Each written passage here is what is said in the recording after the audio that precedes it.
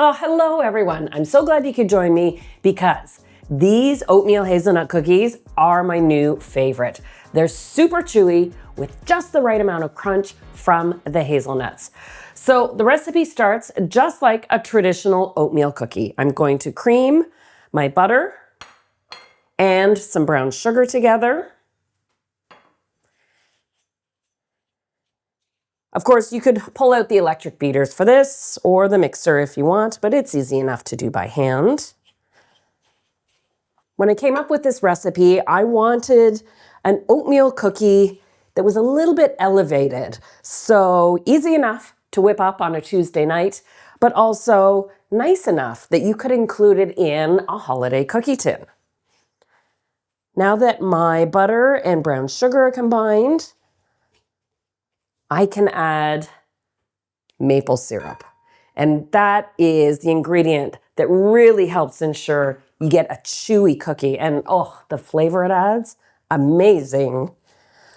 Now you may find as you're stirring in your maple syrup that you start losing the sort of smooth consistency of that butter brown sugar mixture. Don't worry at all. It's factored into the recipe. It all comes together. So you can see how it goes a little bit grainy, and that's just simply because of the liquid state of the maple syrup.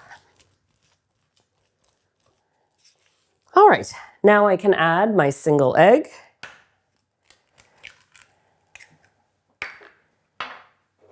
And vanilla.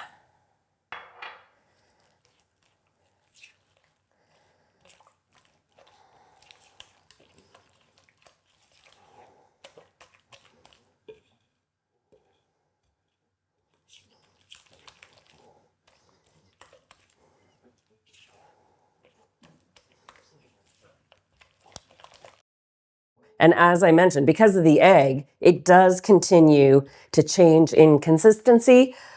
It won't smooth out. You don't have to try because the next ingredient to add is your flour, and that will bring everything together. So it's just a small measurement of flour, which means you can adapt this recipe easily to gluten-free baking. The smaller the amount of wheat flour, the easier that a recipe can adapt to a gluten-free substitution. I add a touch of baking soda, and it's up to you if you want to add cinnamon or if you have a pumpkin spice blend, you could add that too. Just a little bit of salt.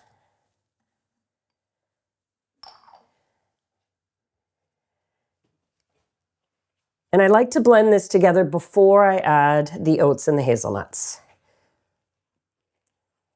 Typical to most oatmeal cookie recipes, the oats are added at the very end. But see how that batter smooths right out the minute you add the flour. Oh, and I can smell. I went for the pumpkin spice blend. I can smell that. The addition of the ginger and the clove in the spice blend does make it a little more festive. Now for my rolled oats, and you know me, I like to use regular rolled oats as opposed to instant or quick cook. They lend to the chewy texture and they stay present in the cookies so they don't completely mush and evaporate within the cookie batter itself. So I'll combine this.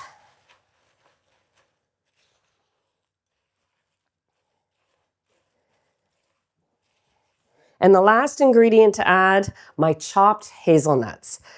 So I've already gone ahead and toasted and peeled my hazelnuts. And if you'd like instructions on how to do that, well, you'll want to check out my recipe for homemade chocolate hazelnut spread.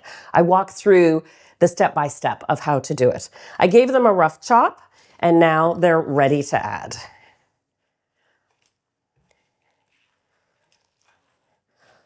Oatmeal cookies have kind of a toasty taste to them anyhow. I think it's just the nature of the oats. So adding the toasted hazelnuts, takes them to the next level.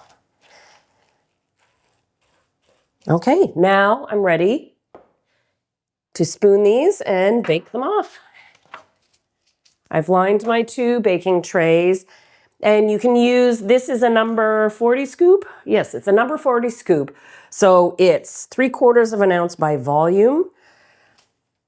If you're not using a scoop and just using 2 tablespoons, you're aiming for about 2 tablespoons full.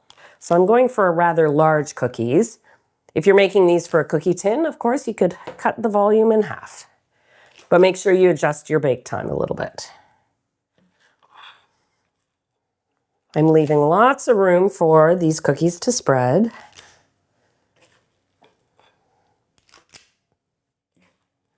And it depends on your scoop size.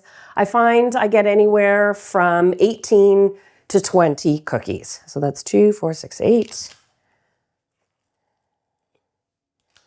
Hopefully I'll prove myself right here.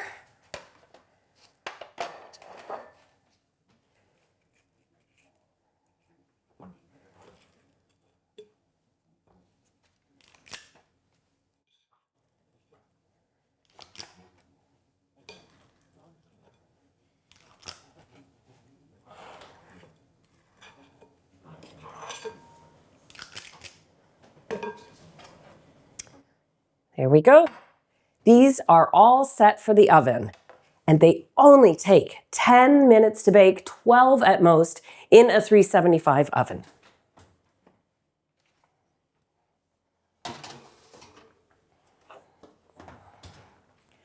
After they come out of the oven, I like to cool them completely on the tray. And stay with me, because I've got an added little festive addition. So now these cookies are ready to enjoy or pack away, and they do stay nice and soft for days. I do love this recipe. But if you'd like to create a sandwich cookie from these, just take some chocolate hazelnut spread, and it's up to you. You can use my recipe for the homemade version or use store-bought. And then I just spread that between, or I should say I spread it on the bottom of one cookie, sandwich it with another. And then it kind of has that festive flair. You know, that combination of chocolate and hazelnut is absolutely amazing.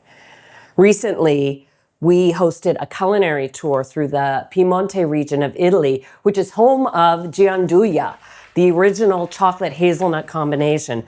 So I really did come to appreciate it. Sandwich the two together. It doesn't take a lot of the chocolate hazelnut spread. And away you go. Let me just do a couple others.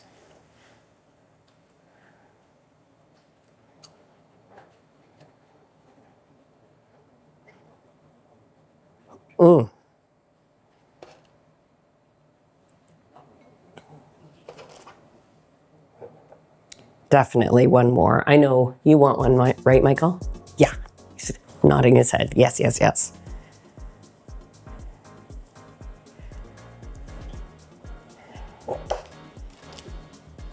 All right, we can stack the others on the tray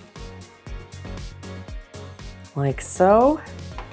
Boy, and in no time, you have got this incredible cookie ready to make. Like I said, super chewy, nice and soft, but you get the crunch of the hazelnuts on there. I'm just going right for the spread right on top of a cookie, so I can dive in.